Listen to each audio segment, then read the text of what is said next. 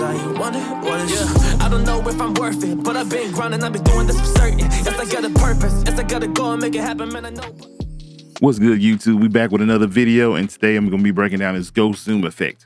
But before I do, just want to let you know you can pick up the Godsend Essential Editors Bundle.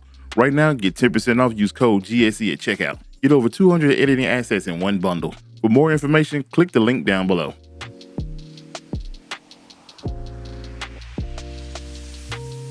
I went through and using the keyboard shortcut M and placed markers where I want the effect to occur.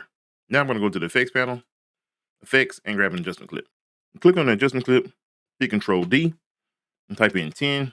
You're going to make it 10 frames long. You can make it longer or shorter if you want. Then I make sure it's lined up with my first marker. If when placing something you don't see this little line here, make sure you have snapping on, which is this little magnetic icon. I'm going to right click the adjustment clip and then open in Fusion.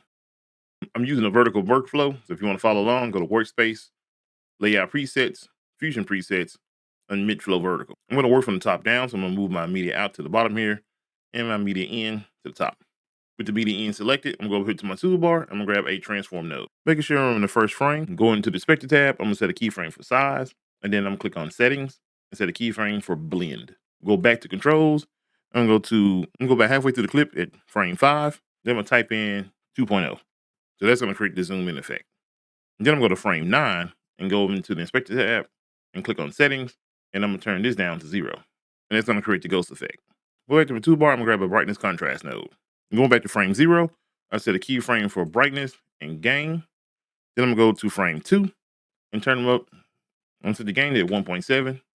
And brightness, I'm going to set at 0.35. Now we need to smooth out our keyframes. So I'm going to click on Transform 1. I'm going to go to Spline. I'm going to select Transform 1. And then I'm going to click this icon to zoom into fit.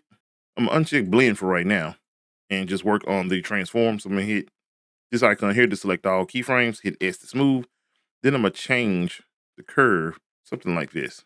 I'm going to hold Alt to pull this straight back. It's going to be a quick zoom in effect. Then I'm going to uncheck size, go to Blend, hit this icon to select all keyframes, and then I'm just going to hit S to smooth.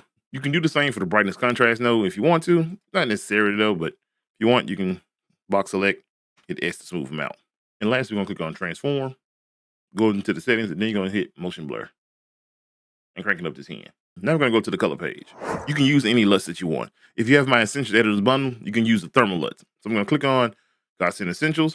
I'm going to scroll down to the Thermal LUT, and I'm going to use the first one here. And double click to add it to the node. Then I'm going to close down my LUT gallery.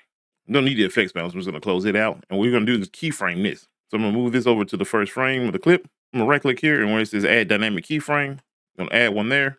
Then I'm going to go about halfway through the clip. You can tell how far you are in the clip by looking at your viewer. Then I'm going to right click again and set another keyframe. And then I'm going to go over the key, which is this icon here. And on the gain, I'm going to turn it down to 0. So with these keyframes, you'll be creating a fade out of the LUT. I'm going to go back to the edit page. If you have my Essentials Editors Bundle, you can grab the camera shake from that and place it into your adjustment clip. I'm going to go over the Inspector tab, change X-axis to X-Y-axis, turn up the speed. I'm going to leave the strength where it is. I'm just going to give you a quick camera shake. If you don't have the Editors Bundle, you can go into Open Effects, click on the search, and type in camera shake. And you can use that camera shake. You just have to keyframe it. Now that we have our adjustment clip the way we want, we can go over to File, and we're going to type in Ghost Zoom. You click away, you'll see it change the name of the adjustment clip. You can go to your media pool, go to your power bin, place it in there, and now you'll be available for any of your future projects. Cause I ain't wonder what is. Yeah, I don't know if I'm worth it, but I've been grinding, I've been doing this for certain. Yes, I got a purpose. Yes, I gotta go and make it happen, man, I know.